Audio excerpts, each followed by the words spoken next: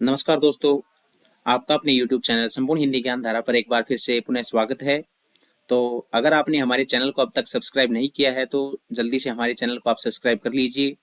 तो आज की हमारी जो वीडियो है वो हिंदी साहित्य के इतिहास का जो आदिकाल है, महत्वपूर्ण उसके जो कुछ टॉपिक हैं, जो प्रकरण 4 की फुटकल रचनाएं हैं और रासो काव्य परंपरा से संबंधित कुछ बातें हैं, उनको हम इस वीडियो में जानने का प्रयास करेंगे। जो भी स्टूडेंट नेट जेआरएफ की तैयारी में लगे हुए हैं तो उनके लिए बहुत ही महत्वपूर्ण वीडियो होने वाली है। तो चलिए अब हम बात करते हैं जो प्रकरण 4 के अंदर आचार्य रामचंद्र शुक्ल जी की फुटकल की रचनाएं हैं, उसमें जो है किन किन कवियों को उन्होंने स्थान दिया है। तो सबसे पहले बात करते हैं वीर गाथा काल के समाप्त होते होते हमें जनता की बहुत कुछ असली बोलचाल और उसे उसके बीच कहे सुने जाने वाले पद्यों की भाषा के बहुत कुछ असली रूप का पता चलता है। पता देने वाले कौन है? तो दिल्ली के खुसरो मियाँ और तिरहुत के विद्यापति। ठीक है भाई। यहाँ आचार्य शुक्ल जी कहते हैं कि जो वीर गाथा काल जैसे जैसे समाप्ति की ओर बढ़ रहा था, तो वहां जो जनता की बहुत कुछ जो बोलचाल की और उनके बीच कही सुने जाने वाले जो पद्यों की भाषा थी, उसके बहुत कुछ हमें नमूने दिखाई देते हैं और वो उनका पता जो है कहाँ से चलता है? तो विद्यापति की जो रचनाएं हैं और जो अमीर खुसरो की रचनाएं हैं, उनके माध्यम से हमें उस समय की जो पद्यों की भाषा है उसका पता चलता है। उनकी एक महत्वपूर्ण कोटेशन है ये, जैसे पुराना चावल ही बड़े आदमियों के खाने योग्य समझा जाता है, वैसे ही अपने समय से कुछ पुरानी पड़ी हुई परंपरा के गौरव से युक्त भाषा ही रचने वाले कर व्यवहार योग्य समझी जाती है। ठीक है भाई। इसके बाद वो कहते हैं प्राकृत की रूढ़ियों से लगभग मुक्त भाषा, मतलब उस समय प्राकृत जो है पीछे छूट चुकी थी, तो प्राकृत की रूढ़ियों से लगभग मुक्त भाषा विद्यापति की पदावली जो मैथिल के अंदर लिखी गई है, मैथिली भाषा के अंदर खुसरो की पहेलियां आदि इसके उदाहरण हैं। ठीक है भाई। उसके बाद जो है फुटकल रचनाओं के अंदर जो स्थान दिया गया है वो अमीर खुसरो, उसके बारे में हम जानते हैं। पृथ्वीराज की मृत्यु संवत 1249, जब पृथ्वीराज की मृत्यु होती है तो उसके 90 वर्ष पीछे, यानी कि अमीर खुसरो अपनी रचनाओं का प्रारंभ कब से करते हैं? तो 1340 संवत से जो है वो अपनी रचनाओं का प्रारंभ करते हैं। ये फारसी के बहुत अच्छे ग्रंथकार और अपने समय के नामी कवि हुए। फारसी भाषा के अंदर ये अपनी जो है ग्रंथों की इन्होंने रचना की है अमीर खुसरो ने। ठीक है भाई। इनकी मृत्यु 1381 संवत में होती है। 1340 के अंदर इन्होंने रचना की प्रारंभ की थी और 1381 के अंदर ये मृत्यु को प्राप्त हो जाते हैं। इसके बाद है इनकी पहेलियां और मुकरिया बहुत प्रसिद्ध हैं। अमीर खुसरो की क्या चीजें वो जो है प्रसिद्ध हैं? तो भाई पहेलियां और मुकरिया इनकी काफी फेमस हुई हैं। इसके बाद है इनके अंदर उक्ति व चित्र्य की प्रधानता थी। अब बात करते हैं उक्ति व चित्र्य क्या होता है। किसी बात को विचित्र तरीके से कहना भाई उक्ति व चित्र्य कहलाता है। ठीक है। किसी बात को विचित्र तरीके से घुमा फिरा के बताना। उसके बाद है ठेठ खड़ी बोली बोलचाल पहेलियों और दो सुखनों में ही मिलती है। जो ठेठ खड़ी बोली है वो हमें उनकी पहेलियों और दो सुखनों के अंदर मिलती है, यद्यपि उनमें भी कहीं कहीं ब्रज भाषा की झलक है। कहीं कहीं पे ब्रज भाषा की झलक है, लेकिन जो खड़ी बोली है वो उनकी पहेलियों और दो सुखनों के अंदर हमें दिखाई देती है। इसके बाद कहते हैं कबीर की अपेक्षा, ये बहुत महत्वपूर्ण कोटेशन है, काफी बार भाई पेपर में पूछी भी गई है कि कबीर की अपेक्षा खुसरो का ध्यान बोलचाल की भाषा की ओर अधिक था। उसी प्रकार जैसे अंग्रेजों का ध्यान बोलचाल की भाषा की ओर अधिक रहता था। खुसरो का लक्ष्य जनता का मनोरंजन था, परंतु कबीर धर्मोपदेशक थे। अतः उनकी बाणी पोथियों की भाषा का सहारा कुछ न कुछ खुसरो की अपेक्षा अधिक लिए हुए है। ठीक है भाई। देखिए यह यहाँ कहते हैं कि जो कबीर हैं उनकी अपेक्षा खुसरो की जो बोलचाल की भाषा थी, खुसरो का ध्यान कहाँ था? तो खुसरो बोलचाल की भाषा की ओर अधिक ध्यान दे रही थी। जैसे अंग्रेज उस समय बोलचाल की भाषा की ओर अधिक ध्यान दे रहे थे, उसी प्रकार जो है कबीर की अपेक्षा अमीर खुसरो बोलचाल की भाषा की ओर अधिक ध्यान दे रही थी। खुसरो का लक्ष्य क्या था? तो वो जनता का मनोरंजन करना ज्यादा मतलब महत्वपूर्ण समझते थे, परंतु कबीर क्या थे? धर्मोपदेशक थे। धर्म के प्रति लोगों को जागरूक कर रहे थे, बाह्य आडंबरों से बचा रहे थे। ठीक है। उन्होंने उस मूर्ति पूजा या इन चीजों का जो है खंडन किया। लेकिन खुसरो का लक्ष्य क्या था कि जनता का ज्यादा से ज्यादा मनोरंजन करना था।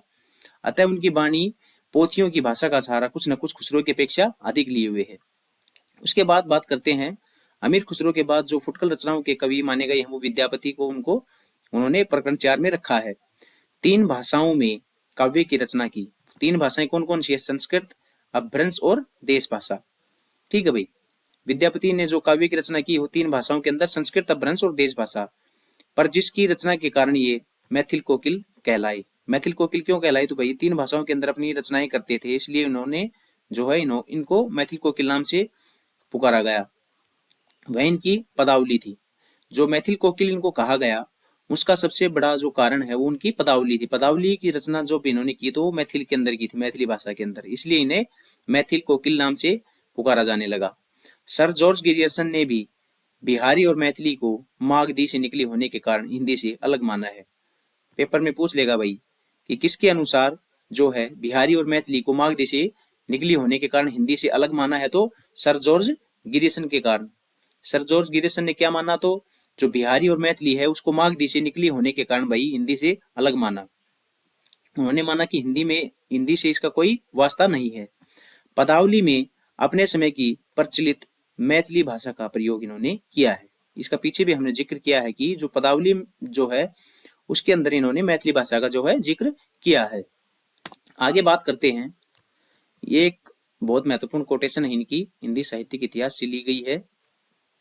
आध्यात्मिक रंग के चश्मे आजकल बहुत सस्ते हो गए हैं, उन्हें चढ़ाकर जैसे कुछ लोगों ने गीत गोविंद के पदों को आध्यात्मिक संकेत बताया, वैसे ही विद्यापति के इन पदों को भी, सूर आदि कृष्ण भक्तों के श्रृंगार पदों को भी ऐसे लोग आध्यात्मिक व्याख्या चाहते हैं। पता नहीं बाल लीला के पदों का वे क्या करेंगे। इस संबंध में यह अच्छी तरह समझ रखना चाहिए कि लीलाओं का कीर्तन कृष्ण भक्ति का एक प्रधान अंग है। जिस रूप में लीलाएं वर्णित हैं उसी रूप में उनका ग्रहण हुआ है। ठीक है भाई, इन लीलाओं का दूसरा अर्थ निकालने की जरूरत नहीं है। यहाँ शुक्ल जी कहते हैं कि आध्यात्मिक रंग के चश्मे आजकल बहुत सस्ते हो गए हैं, क्योंकि उन्होंने बताया कि जो गीत गोविंद के पदों को कुछ लोगों ने आध्यात्मिक संकेत बता दिया था, तो वो वैसे ही विद्यापति के इन पदों को भी आध्यात्मिक बताना चाहते थे। तो वो कहते हैं कि सूर आदि कृष्ण भक्तों के श्रृंगार पदों को भी ऐसे लोग आध्यात्मिक व्याख्या चाहते हैं। ठीक है, तो इसके बारे में यहाँ आचार्य शुक्ल जी कहते हैं। इसके बाद बात करते हैं विद्यापति की जो रचनाएं हैं, तो भाई सबसे प्रमुख रचना इनकी 3 मानी गई हैं, कीर्तिलता, कीर्तिपताका और पदावली। कीर्तिलता, कीर्तिपताका और पदावली। ठीक है, पदावली की जो है रचना मैथिली के अंदर की गई थी और इनकी अवट भाषा के अंदर जो है रचना की गई थी। अवट के अंदर ये लिखी गई थी और पदावली जो है मैथिली के अंदर लिखी गई थी। और जो रचनाएं हैं, शैव सर्वस्व, पुरुष परीक्षा एक महत्वपूर्ण है इनकी। ठीक है भाई, पुरुष परीक्षा, विभाग सार, दुर्गा भक्त रंगिनी, ये इनकी और प्रमुख रचनाएं हैं। लेकिन मुख्य रूप से तो कीर्तिलता, कीर्तिपताका और पदावली है। इसके अंदर हम पुरुष परीक्षा, दुर्गा भक्त तरंगिनी को याद रख लेंगे। अवट के अंदर इन्होंने किसकी रचना की थी? मैंने बता दिया कि जो कीर्तिलता और कीर्तिपताका की जो रचना है वो अवट भाषा के अंदर की गई है, और जो मैथिली की जो रचना है वो जो पदावली की रचना है वो मैथिली के अंदर की गई है। इनका संबंध शैव परंपरा से था। अगर हमसे पूछे भाई विद्यापति का संबंध किस परंपरा से था, तो ये शैव परंपरा के जो है संबंध रखते थे। परंतु हरदेव भारी ने इन्हें पंचदेव उपासक कहा है, इसको याद रखिए भाई। हमसे पूछेगा कि विद्यापति को पंचदेव उपासक किसने कहा, तो जो है हरदेव भारी ने इन्हें पंचदेव उपासक कहा है। बच्चन सिंह ने इन्हें जातीय कवि कहा है। ठीक है भाई, जातीय कवि। जातीय कवि विद्यापति को किसने कहा है? तो बच्चन सिंह ने। बच्चन सिंह की एक पुस्तक है आधुनिक हिंदी साहित्य का इतिहास, उसको आप पढ़िए, नेट के लिए बहुत इंपॉर्टेंट पुस्तक है वो, हिंदी साहित्य का जो है आधुनिक हिंदी साहित्य का इतिहास। ठीक है भाई, तो बच्चन सिंह ने इन्हें जातीय कवि कहा, और जो हरदेव भारी हैं इन्होंने इन्हें पंचदेव उपासक नाम से पुकारा। सूर्यकांत त्रिपाठी निराला ने, बात करते हैं, सूर्यकांत त्रिपाठी निराला ने पदावली के पदों की मादकता को नागिन की लहर कहा। ठीक है भाई, ये स्टेट के अंदर भी क्वेश्चन पूछा गया था कि जो है सूर्यकांत त्रिपाठी निराला ने पदावली के पदों की मादकता को क्या कहा, तो नागिन की लहर कहा। या हमसे पूछ लेगा कि जो पदावली के पदों की मादकता को नागिन की लहर किस जो है कवि ने कहा, तो सूर्यकांत त्रिपाठी निराला ने जो है नागिन की लहर कहा। कीर्तिलता की रचना भृंग भृंगी संवाद के रूप में हुई है। ठीक है भाई, कीर्तिलता की रचना किस संवाद में हुई, तो भृंग भृंगी संवाद के अंदर जो है इसकी रचना हुई है। अब बात करते हैं जो रासो शब्द की उत्पत्ति है उसके संबंध में किस किस विद्वान ने क्या क्या अपना मत रखा है। ठीक है, गारसादा तासी है वो रासो को जो है रासो काव्य को राजसूय नाम से पुकारते हैं। गारसादा तासी किस नाम से, राजसूय नाम से। हरप्रसाद शास्त्री हुए, उन्होंने उसको राजयश नाम से जो है पुकारा है। आचार्य रामचंद्र शुक्ल जी हैं, उन्होंने रसायन से रास या रासो, रसायन से रास या रासो जो है वो आचार्य रामचंद्र शुक्ल जी कहते हैं। उसके बाद नंद दुलारी वाजपेयी जी हुए, उन्होंने उसको रास नाम से पुकारा, रासो को रास। हजारी प्रसाद द्विवेदी रासक नाम से पुकारते हैं। तो ये कुछ महत्वपूर्ण जो विद्वान थे जो रासो शब्द की उत्पत्ति के बारे में अपने अपने अलग अलग मत रखते हैं। तो गारसादा तासी उसे राजसीय नाम से पुकारते हैं, और जो हरप्रसाद शास्त्री हैं वो राजयश नाम से, और उसके बाद जो आचार्य रामचंद्र शुक्ल जी हैं वो जो है रासो जो है उसको रसायन से या रास या रासो से। उसके बाद है नंद दुलारी वाजपेयी जी जिन्हें जो है रासो को रास से। हजारी प्रसाद द्विवेदी जी हैं वो रासक नाम से। रासो काव्य दो रूपों के अंदर मिलता है, तो वो दो रूप कौन कौन से हैं भाई, बैलेड्स या प्रबंध। ठीक है, बैलेड्स या प्रबंध। बैलेड्स यानी कि जो वीर गीत मतलब वीर गाथाएं जिसके अंदर वर्णित की गई हों, तो बैलेड्स और जो प्रबंध है उन दो रूपों के अंदर जो हमारा रासो काव्य जो है वो मिलता है। हजारी प्रसाद द्विवेदी ने पृथ्वीराज रासो को सुख सुखी संवाद के रूप में रचित माना। ठीक है भाई, हजारी प्रसाद द्विवेदी ने जो पृथ्वीराज रासो है वो किस रूप में माना है, तो सुख सुखी संवाद में उसकी रचना मानी है। कैमास वध पृथ्वीराज रासो का एक महत्वपूर्ण सर्ग है। ठीक है भाई,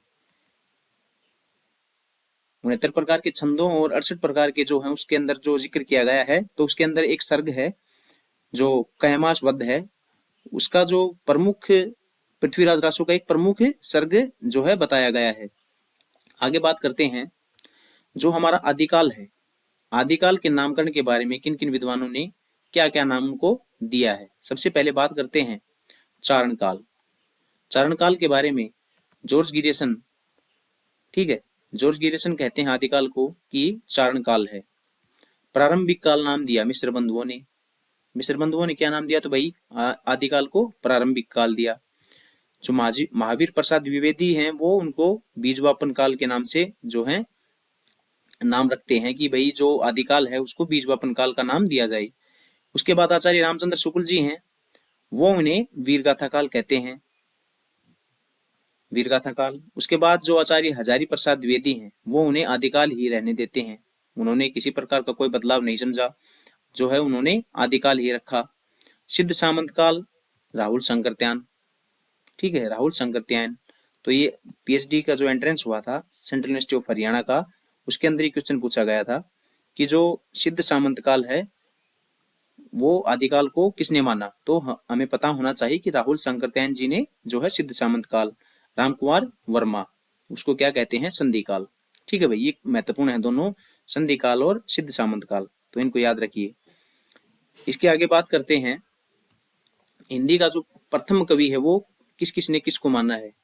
सबसे पहले बात करते हैं पुष्यदंत या पुंड जो है उनको पहला कवि शिव सिंह सेंगर ने माना है। शिव सिंह सेंगर किसे पहला कवि मानते हैं, तो पुष्यदंत को। ठीक है, इसके बाद है शालिभद्र सूरी, शालिभद्र सूरी को प्रथम कवि माना है गणपति चंद्र गुप्त जी ने। स्वयंभू को रामकुमार वर्मा ने, स्वयंभू किसने माना है, रामकुमार वर्मा ने। और बात करते हैं सरहपा, सरहपा है वो है राहुल शंकरत्यान, राहुल शंकरत्यान जो है सरहपा को हिंदी का पहला कवि मानते हैं। अब की बार जो नेट का एग्जाम हुआ था उसके अंदर हमसे पूछा गया था कि हमसे ये ना पूछकर कि पहला कवि किसे माना था, तो हमसे पूछा गया था कि सबसे बड़ा कवि किसे माना गया था। सबसे बड़ा कवि जो है स्वयंभू को जो है राहुल शंकरत्यान ने भाई माना था। ये क्वेश्चन हमसे जो है अभी हमारा जो दिसंबर में एग्जाम हुआ था नेट का, उसके अंदर हमसे पूछा गया था, तो महत्वपूर्ण है, इसको ये पॉइंट याद रखिए आप, जो पहला कवि किस किसने किसको माना है। उसके बाद बात करते हैं अब्दुल रहमान।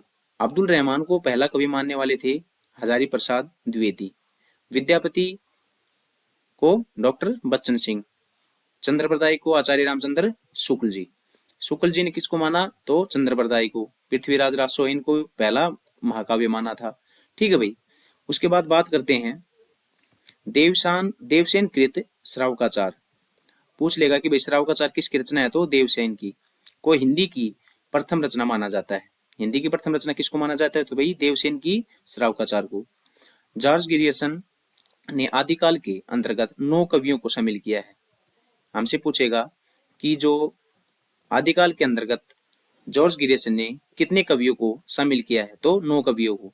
उसके बाद बात करते हैं मिस्र बंधुओं ने आदिकाल में पहले 19 कवियों को शामिल किया था, फिर अगले संस्करण में सिद्धों और नाथों को शामिल कर 75 उनकी संख्या पहुंचा दी थी। पहले तो किया था 19 कवियों को, लेकिन अगले संस्करण में सिद्धों और नाथों को उन्होंने शामिल करके कुल संख्या उनकी 75 पहुंचा दी थी। आचार्य शुक्ल ने आदिकाल को अनिर्दिष्ट लोक प्रवृत्ति का युग कहा है। ये महत्वपूर्ण है भाई।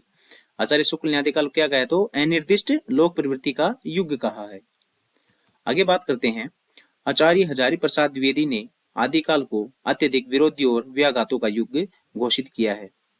अत्यधिक विरोधी और व्याघातों का युग घोषित किसने किया है? तो भाई आदिकाल को आचार्य हजारी प्रसाद द्विवेदी जी ने। आचार्य हजारी प्रसाद द्विवेदी ने अत्यधिक विरोधी और व्याघातों का जो युग है वो आदिकाल को कहा है। रामचंद्र शुक्ल जी कहते हैं कि उस समय जैसे गाथा कहने से प्राकृत का बोध होता था, वैसे ही दोहा दुआ कहने से अपभ्रंश का पद्य समझा जाता है। ये इंपॉर्टेंट कोटेशन है। कई बार एग्जाम में पूछी गई है भाई कि उस समय जैसे गाथा कहने से प्राकृत का बोध होता था, वैसे ही दोहा दुआ कहने से अपभ्रंश का पद्य समझा जाता है। तो आज के लिए इस वीडियो में भाई इतना ही। मिलते हैं अगली वीडियो में जल्द ही।